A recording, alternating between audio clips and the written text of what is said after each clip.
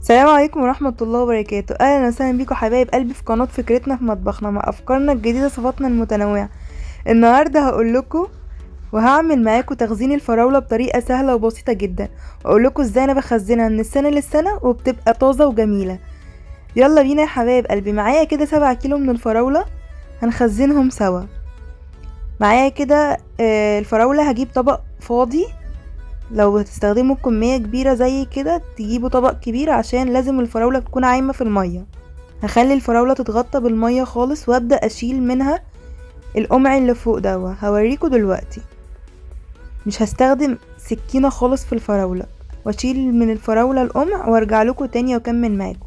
طبعا انا هشتغل في الفراولة وهي فيها المية، عشان الفراولة من الفواكه اللي بيبقى فيها رملة، ولازم نكون حاطينها في مية وغسلينها كويس جدا. وانا هنا كده بوريكم ان انا حطاها في مية، وهعمل كمية الفراولة كلها بنفس الشكل كده واشيل القمع واكمل معاكم. وكده يا حبايب قلبي بعد ما شلت من الفراولة القمع، طبعا انا ما كنتش نقعاها غير مرة واحدة في المية، فهبدأ انقعها مرة كمان في المية، لان زي ما قلتلكم ان الفراولة من الفواكه اللي فيها رملة ولازم تتنقع كويس. وكده غسلتها لتاني مرة في المية، ولقيت ان المية بتاعتها نضيفة خلاص، هبدأ اصفيها من المية كويس جدا. طلعت الفراولة في مصفى زي ما انتم شايفين كده، هسيبها تنشف من المية وتصفي ميتها خالص وهرجع لكم. وكده رجعت لكم تاني يا حبايب قلبي بعد ما خلاص شايفين.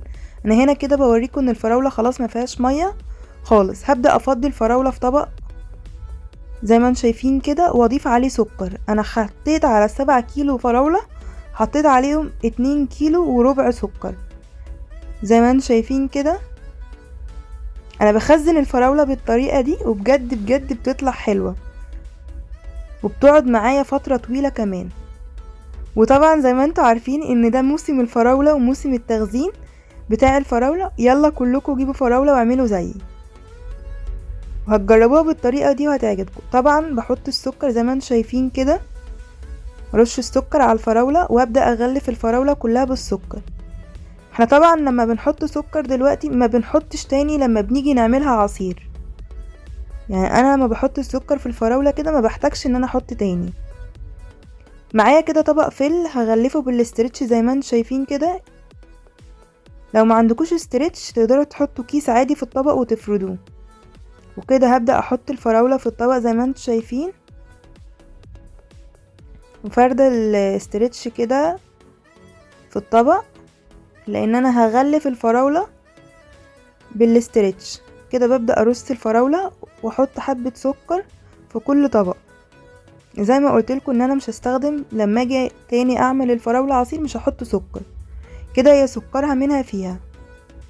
هبدأ بقى اغلف كده الفراولة كويس جدا، واتأكد ان انا غلفت الفراولة كويس جدا بالاسترتش. كمان اتأكد ان انا قفلت الجوانب بتاعتها. وكده يا حبايب قلبي انا بعد ما غلفت طبق الفراولة زي ما انتم شايفين كده، انا بوريكم ان انا قفلت الجوانب كلها بالاسترتش ومفيش اي فتحات في الطبق. هبدأ اكمل بقية الكمية وارجع لكم. وكده يا حبايب قلبي انا عملت كمية الفراولة كلها.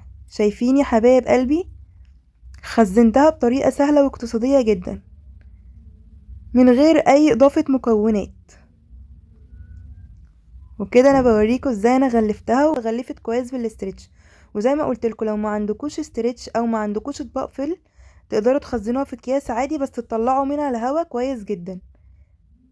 اهم حاجة ان انتوا تطلعوا من الكيس، لو خزنتوها في اكياس تطلعوا الهواء كويس جدا. ويا رب يكون الفيديو عجبكم. مع السلامة.